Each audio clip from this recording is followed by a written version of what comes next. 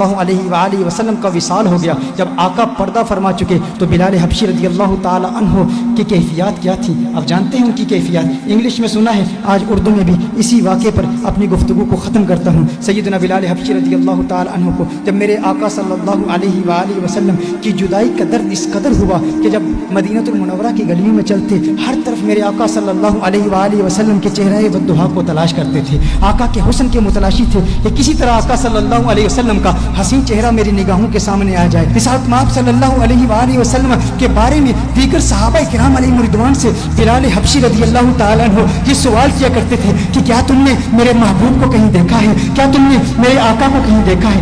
آقا صلی اللہ علیہ وسلم پردہ فرما چکے ہیں، میرے آقا صلی اللہ علیہ وسلم اس دنیا سے جا چکے ہیں، اور سیدنا بلال رضی اللہ تعالیٰ عنہ آقا صلی اللہ علیہ وسلم کے بارے میں صحابہ سے پوچھ رہے ہیں، طیبہ کی گلیوں میں سوال کر رہے ہیں، بتاؤ میرا محبوب کہیں دیکھا ہے؟ اور پھر وہ وقت بھی آتا ہے جب بلال حبشی رضی اللہ تعالیٰ عنہ مدینہ المنورہ کو چھوڑ کر ملک شام کے شہر حلب میں تشریف لے جاتے ہیں، کیونکہ طیبہ میں آقا کی یاد آتی ہے، طیبہ کی گلیاں آقا کی یاد دلاتی ہیں بلال حبشی رضی اللہ تعالیٰ عنہ کو۔ بلال حبشی ملک شام کے شہر حلب میں چلے جاتے ہیں، 1 سال حلب میں گزارتے ہیں، اور پھر ایک وقت ایسا آتا ہے قسمت انگڑائی لیتی ہے، مدینے والے کا دیدار کرتے ہیں، آقا خواب میں تشریف لاتے ہیں، خواب میں آ کے آقا بلال حبشی سے فرماتے ہیں، ہے میرے بلال میرے شہر کو کیوں چھوڑ دیا؟ ہے میرے بلال میری یاد نہیں آتی، مجھ سے ملنے کا جی نہیں کرتا، کیا تم مجھ سے ملنا نہیں چاہتا؟ بلال حبشی رضی اللہ تعالیٰ عنہ رات کے وقت آنکھ کھلتی ہے، بے چین ہو جاتے ہیں، فوراً بلال حبشی اٹھتے ہیں، اونٹی پر سوار ہو کے مدینہ المنورہ پہنچ جاتے ہیں، مدینہ المنورہ کے در و دیوار کو دیکھتے ہیں،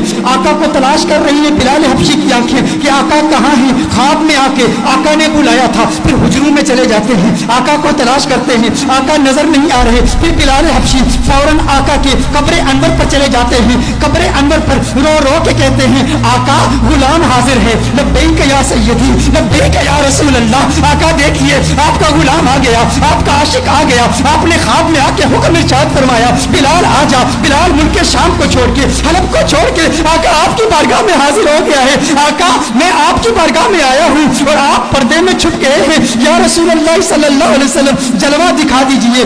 اس کے فوراً بعد ایک کیفیت طاری ہوتی ہے، ایسی وجدانی کیفیت طاری ہوتی ہے کہ بلال حبشی بے ہوش ہو کر گر پڑتے ہیں۔ بہت دیر کے بعد صحابہ کرام علیہم رضوان بلال حبشی کو اٹھا کر باہر لے جاتے ہیں، جب باہر لے جاتے ہیں بلال حبشی آنکھ کھولتے ہیں، اس وقت مدینہ المنورہ کی گلیوں میں ہر طرف شورا ہے، ہر طرف ایک ہی شور ہے، سنا ہے بلال حبشی لوٹ کے آ گئے ہیں، سنا ہے آقا کا غلام لوٹ کے آ گیا ہے۔ چشمے تصور سے تخیل باندھیے ان گھڑیوں کا کہ جب مدینے کے باسیوں نے بلال حبشی کی اذانیں سنی تھی، آقا کی موجودگی میں سنی تھی، ہر طرف ایک ہی چرچا ہے بلال حبشی آ گئے ہیں۔ اب لوگ چاہتے ہیں بلال حبشی کی زیارت کریں کہ آقا کے جانے کے بعد، آقا کے پردہ فرمانے کے بعد، آقا کی جدائی کے بعد بلال حبشی کو کسی نے دیکھا نہیں تھا، 1 سال کے بعد بلال حبشی واپس آئے، اب ہر شخص آتا ہے مسجد نبوی شریف میں بلال حبشی کا دیدار کرتا ہے، اور پھر صحابہ عرض کرتے ہیں، ہے بلال ذرا اپنی آواز تو سنا دیں۔ میرے بھائیوں، جب انسان کو کسی سے پیار ہوتا ہے، جب انسان کو کسی سے محبت ہوتی ہے، اگر وہ محبوب دنیا سے چلا جائے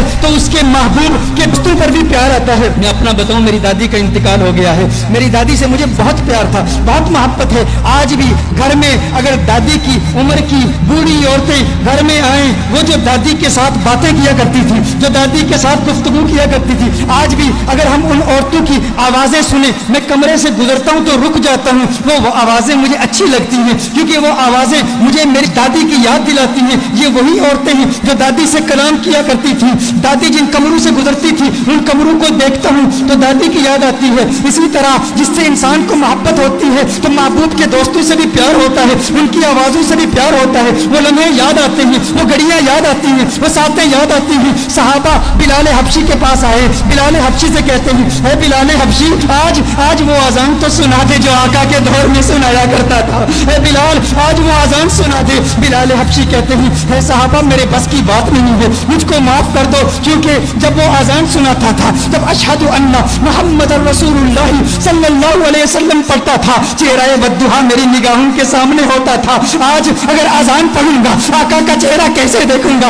آقا کا چہرہ نظر نہ آیا، میرے لیے ناقابل برداشت ہے، میں برداشت نہیں کر پاؤں گا۔ صحابہ نے کہا ایک ہی ترکیب ہے، ایک ہی طریقہ ہے، آج بلال کسی کی نہیں سنے گا، لیکن 2 شہزادے ایسے بھی ہیں جن سے آقا کو پیار ہے. آقا نے فرمایا جس نے ان سے پیار کیا اس نے مجھ سے محبت کی. جو ان کا دشمن وہ میرا دشمن. وہ کون ہے؟ وہ نواسے ہیں محمد عربی کے, وہ آقا کے نواسے ہیں. کہا اے بلال حبشی آج ہماری نہیں سنتے, ان شہزادوں کی تو سن لو. صحابہ حسنین کریمین کے گھر جاتے ہیں, حسنین کریمین کو بلا کے لاتے ہیں. امام حسین ہیں, بلال حبشی ہیں. امام حسین بلال حبشی کا ہاتھ پکڑتے ہیں. اے بلال دیکھ آقا کا نواسا آیا ہے. اے بلال ایک مرتبہ وہ اذان سنا دے, مجھے میرے نانا کی یاد ستا رہی ہے. بلال حبشی امام حسین کو اٹھا کے اپنی گود میں رکھ لیتے ہیں اور کہتے ہیں ہے میرے آقا کے شہزادوں, میں تمہاری بات کیسے ٹال سکتا ہوں, تمہاری بات کیسے رد کر سکتا ہوں. میں سناؤں گا اذان, بتاؤ کہاں سناؤں. امام حسین بلال حبشی کے ہاتھ کو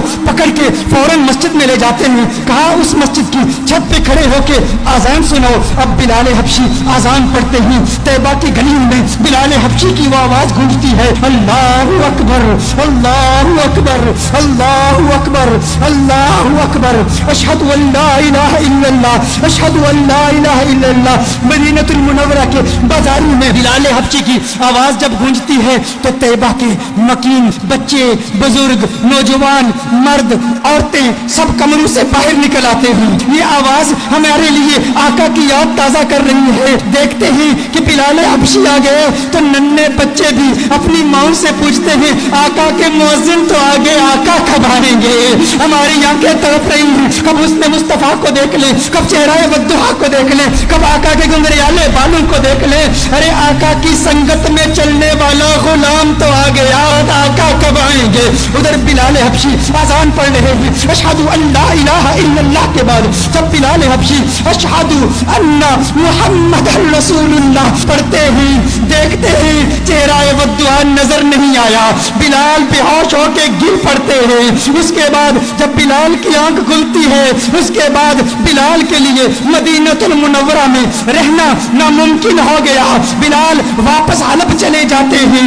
یہ انداز ہے میرے آقا کے عاشقوں کے. ہم ہمیشہ کہا کرتے ہیں کیا وجہ ہے کہ یہ انداز ہماری نوجوان نسل کے دلوں میں ابھی تک منتقل نہیں ہوا. ہمارا بچہ کرکٹرز کے نام جانتا ہے, ہمارا بچہ فٹ بالرز کے نام جانتا ہے, ہمارا بچہ باکسرز کے نام جانتا ہے, ہمارا بچہ ریسلرز کے نام جانتا ہے, ہمارا بچہ دنیا کی سیلیبریٹیز کے نام جانتا ہے, ہمارا بچہ کارٹون کے کیریکٹرز کے نام جانتا ہے, ہمارا بچہ بالی ووڈ سٹارز کے نام جانتا ہے. لیکن ہمارا بچہ آقا کی نگاہوں کے اسٹار بلال حبشی کا نام کیوں نہیں جانتا؟ یہ ہم پر فرض ہے. اگر عشق مصطفیٰ کی محفل سجائی ہے تو آج ارادہ کر لیں ہر روز رات سونے سے پہلے ہم بلال حبشی کے واقعات اپنے بچوں کو سنائیں گے. ہم حضرت ابو بکر کی قربانیاں اپنے بچوں کو سنائیں گے. مولا علی کی شجاعت کے واقعات اپنے بچوں کو سنائیں گے اور انہیں بتائیں گے کہ اس دنیا میں اگر عزت کے ساتھ رہنا ہے تو آقا کا عشق اپنے دل میں سنبھال لو کہ یہ وہ عشق ہے جو انسان کے دل میں اگر سما جائے تو انسان اس دنیا میں بھی کامیاب ہے اور اس دنیا میں بھی کامیاب.